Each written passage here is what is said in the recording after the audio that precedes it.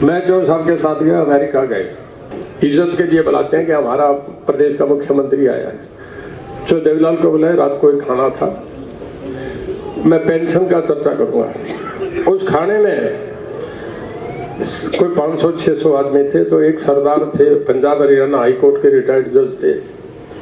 वो कहने लगे कि देवीलाल जी मैं 1 मिनट बोलना चाहूँगा। कहने हाँ जज साहब बोलो। बोले जी मैं, उसने अपना परिचय दिया कि मैं पंजाब हरियाणा हाई कोर्ट का रिटायर्ड जज हूँ।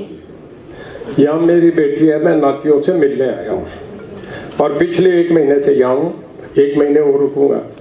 बोले जी खाना बहुत बढ़िया लोगों का, यहाँ लोग दौड़ते हैं, काम करते हैं, किसी को 1 सेकंड फुर्सत नहीं, कोई ताश नहीं खेलते, कोई हुक्के पे नहीं बैठे।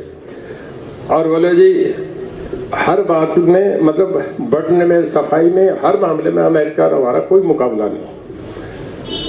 तो कहने लगा जी मैं बच्चों के साथ एक, हम चिड़ियाघर कहते हैं जहाँ ये रखे होते हैं, शेर होता है, बंदर होते हैं, हाथी होता है, देखने चले जाते हैं बच्चों के साथ। तो बोले मुझे चिड़ियाघर में घुमाने ले गए। जब टिकट लेने लगे, $1 कहते हैं, आजकल ट्रंप का डॉलर का ही झगड़ा चल रहा है ना साहब। तो जब टिकट लेने लगे तो वहाँ अब उसके दामाद की, बेटी की और बच्चों की $5 $5 का मतलब आज के दिन 500 रुपये, 100 रुपये का $1 है, 500 रुपये के टिकट है। जब जज साहब का नंबर आया तो वो कहने लगे कि 100 रुपये। तो कहने लगा, मैंने उन्हें पूछी अभी मैं तो हिंदुस्तान से आया हूँ, अमेरिका का नहीं हूँ, ना NRI हूँ, और बच्चों के 500 मेरे से 100 क्यों, ये फ़र्क क्यों है?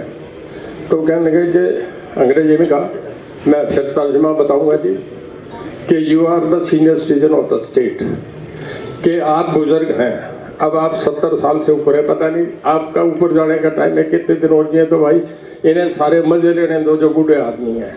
तो बोले इस करके हमने ये करा है।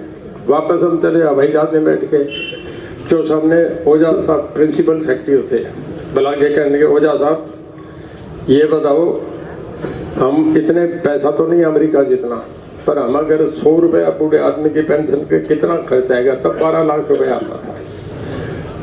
पहली कैबिनेट मीटिंग में 100 रुपये बना दिया, वो पेंशन की सुन रहे हो। आजकल क्या हो रहा है?